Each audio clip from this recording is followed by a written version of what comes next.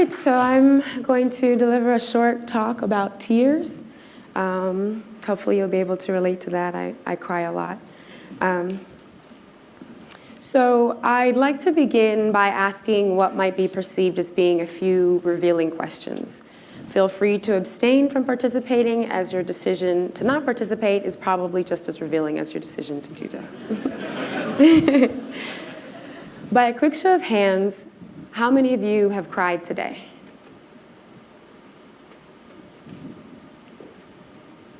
How many of you cried yesterday?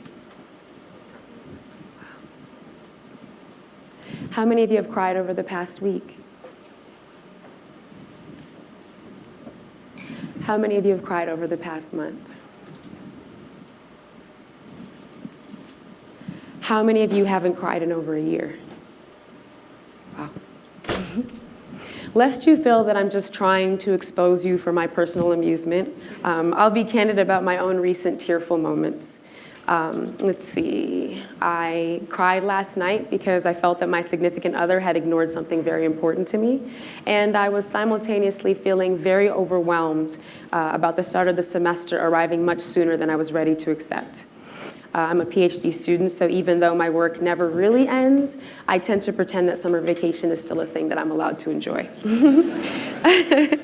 And I teared up earlier that day while watching a disturbing scene in a Netflix documentary about parents who seem to be too invested in their children becoming top athletes. It's called Trophy Kids, and I highly recommend it. Ironically, the scene involved a father berating his son for crying. I wept the day before that, after a visit to the ear, nose, and throat specialist, at the end of which I was told very matter-of-factly by my doctors that I had a number of polyps lining my sinuses. I'm going to be honest. You're probably going to have to undergo surgery to have them removed, he said, moments after pulling a thin but painful metal suction device from deep inside my nose. This would be my third surgery dealing with this issue over the past 7 years. I hadn't been able to smell or taste regularly in several months, so I suspected that this news was coming, but it was still incredibly difficult to hear again. Oh yes, and I cried earlier that day after completing the chorus and first verse of a song about imposter syndrome, love, and music. These were tears of joy. Until quite recently, I felt very ashamed about the amount that I cry. Like so many of us, I grew up thinking that shedding tears, and particularly doing so publicly, was a sign of weakness. We hear it in many popular messages, after all. The gendered and incredibly destructive imperative that big boys don't cry, or the strict parent's warning of choice, oh, I'll give you a reason to cry, as though the child's original reason for shedding tears is not sufficient. While I didn't hear any of these phrases in my household growing up, I do remember being told frequently that I needed to protect myself and be ever mindful of my image. These warnings were in many ways warranted. Being a young, very intelligent black girl, and often the only black girl in many of my classes, my parents were simply teaching me an important lesson about being aware of my surroundings. But part of this message about being private and carefully guarded also meant keeping a close watch of my emotions.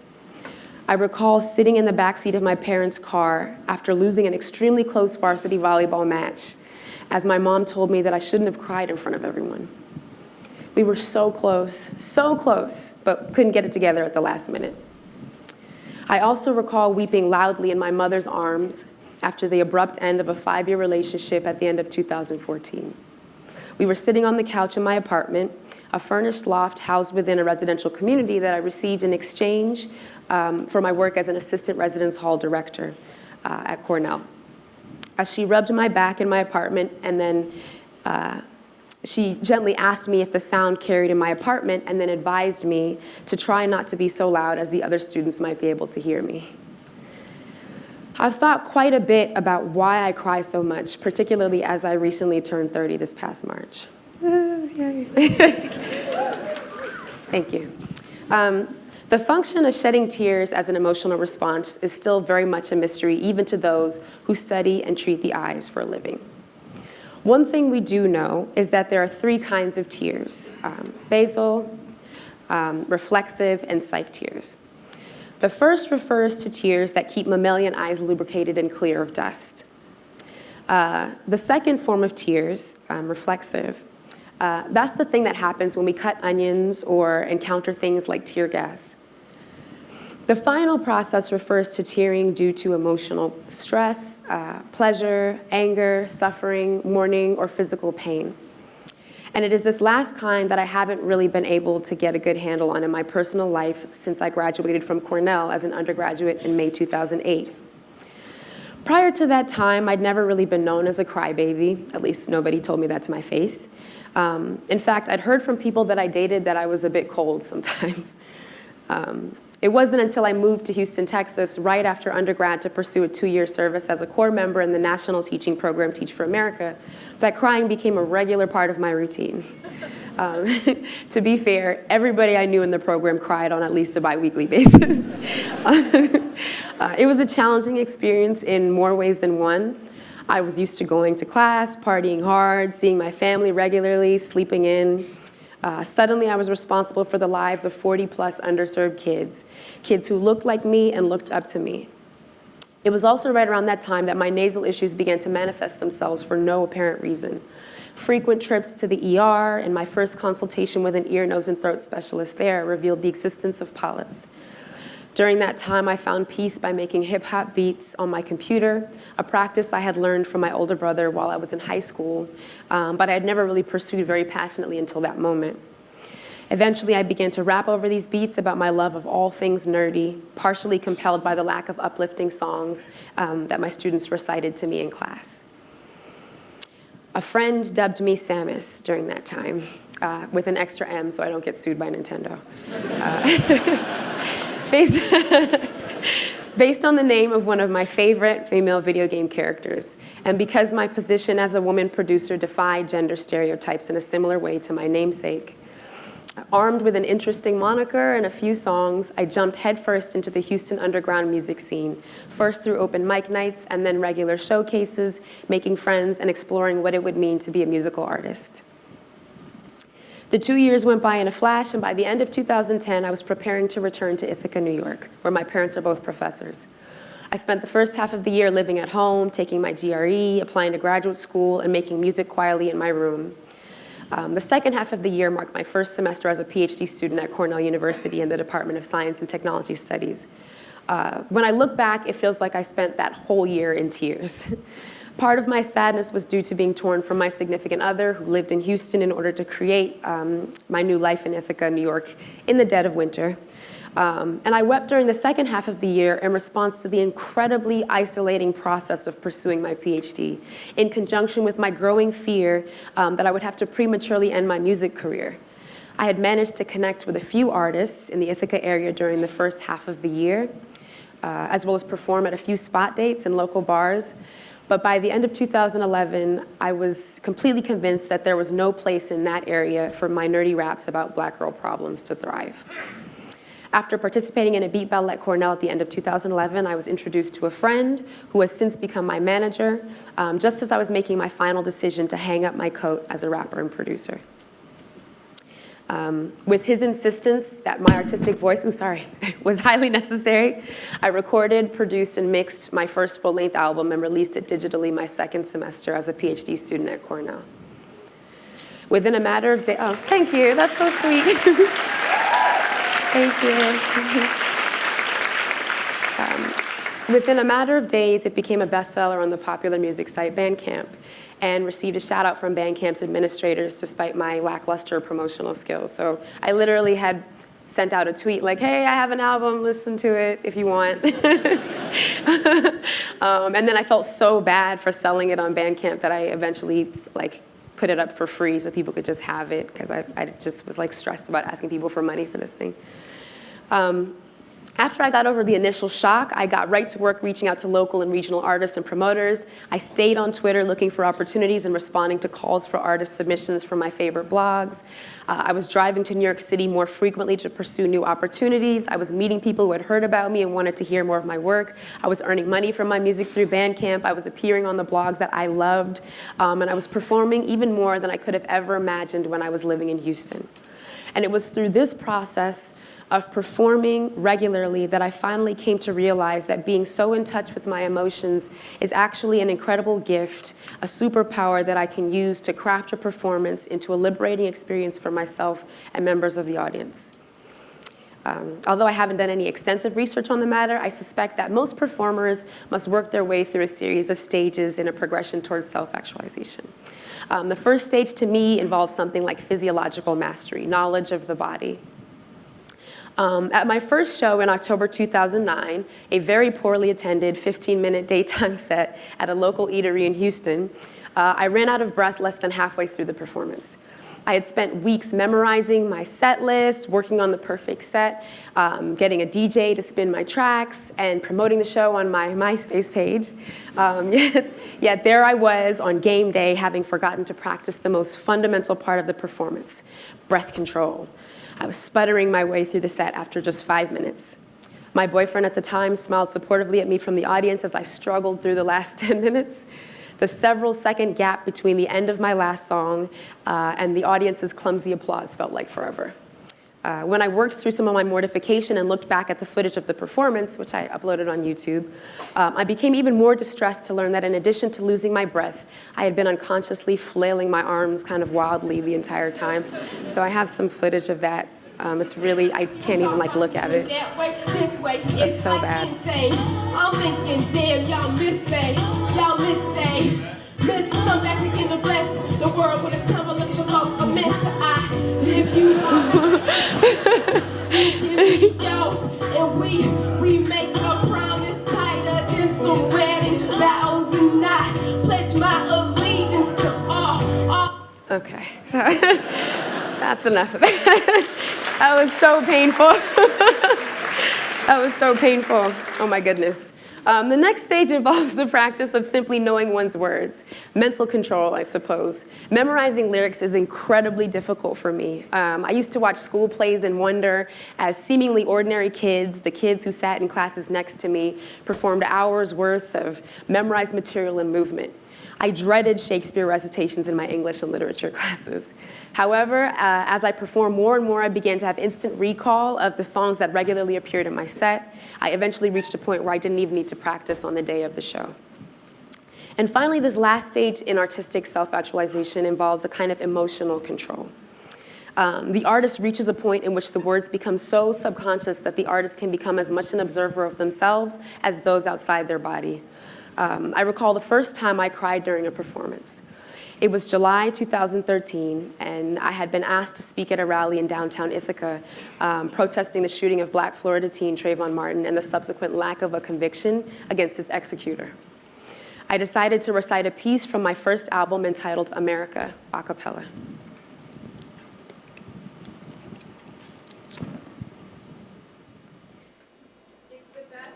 Times, and it's the worst of times. For the first time, a lot of blacks first in line. We emerged, though they told us we was too far behind. We reversed what they schooled us on by using our minds. Hey, we on the come up, yeah. We making moves. Took a while to get our 40 acres and a mule. A lot of people winning, wanna move up out the hood. So a couple of us feeling like we all be living good. Nah, still a big gap for the poor and rich cats. Ain't enough change since the days when they whipped blacks. We got a middle class, and that's a big deal. We can't forget our past, though. I gotta keep it real. You at the office rocking lock, stay investigate. If a cop spotted you on the block, then he instigate. When you wanna get a job, send your resume. Boss spot Lakeisha at the top, and now we hesitate. Got your hoodie on, they wanna stare at you. They think you fully armed, black in America. I wanna turn my whole back on America. They make it hard to be black, it's empirical. Got your hoodie on, they wanna stare at you. They think you fully armed, black in America. I wanna turn my whole back on America. They make it hard to be black, it's empirical. Black kids guilty till a jury find them innocent. That is clearly why some children get so militant. School be feeling like a World War death camp.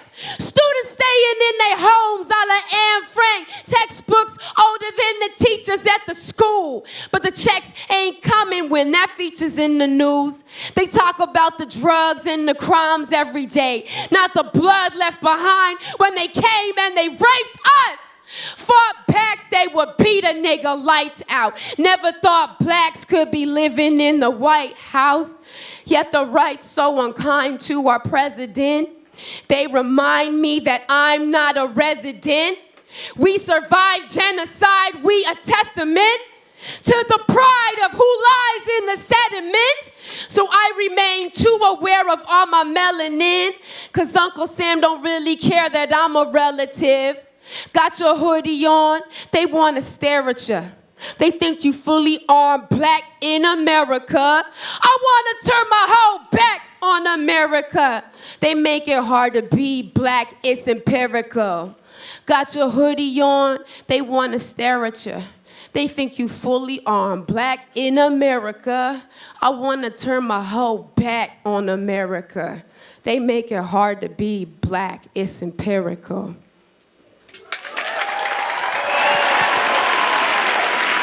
Thank you so much. Thank you. Oh my gosh. Thank you. Thank you. Oh my gosh. Wow. Thank you.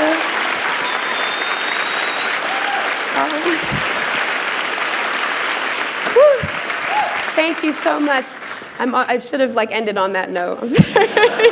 I'm like, oh, this is gonna be anticlimactic now, but what are you gonna do? So standing on the steps of Ithaca's town court in front of an audience of citizens who had gathered because of a sense of collective outrage about the treatment of black people in this country, I suddenly heard myself for the first time. Every word resonated in my ears as though I was an audience member.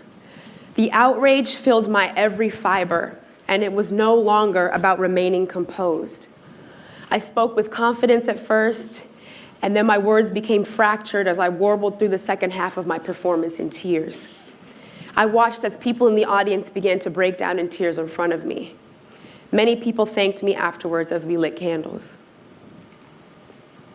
It may seem strange to speak about this experience as displaying emotional control, but to me it was about controlling the urge we often have to appear put together, actively resisting that, about making an active decision to allow myself my authenticity. Since that first time it happened in 2013, I found myself regularly breaking down during my sets, although I don't always cry. Sometimes I'm in a space to do so, and sometimes I'm not. But it is incredibly freeing to know that I can willfully access and share the emotion that each song demands and deserves, whether it talks about a lack of representation for black women in popular media, my long and painful journey to seek therapy, or simply the process of starting over. Without fail, after every single show, I have been greeted by at least one audience member who thanks me for my openness, cries, hugs me, shares an intimate detail, and thanks me again. It has been through these moments that I've realized how much of our day we spend hiding how we actually feel about things. How unbelievable and powerful and perhaps reassuring it is for people to see someone truly and unapologetically emoting in front of them. Almost done. Now, I don't want you to take this talk the wrong way. There's definitely a case for protecting oneself, particularly for people of color, for women, LGBTQ folks, for Muslim Americans. I think it can be very important to keep some things for and to yourself, especially in an era in which the NSA is watching and we're being coaxed to share ever more intimate details about ourselves across every social media platform imaginable. You can't trust everybody. You don't know what will be done with your vulnerability in the wrong hands. Still, I think that there is something to be said for putting in the work to find the right hands. Because once you have found them, whether it be through a religious organization, a political organization, or an art scene that welcomes and supports you, you'll be able to stop fighting back those psych tears every time they arise. Allowing yourself your authenticity, when done in the right hands, is the most powerful gift you can give to yourself and to your community, particularly if your community is comprised of people who have been shown and told for centuries that their lives do not matter. Thank you.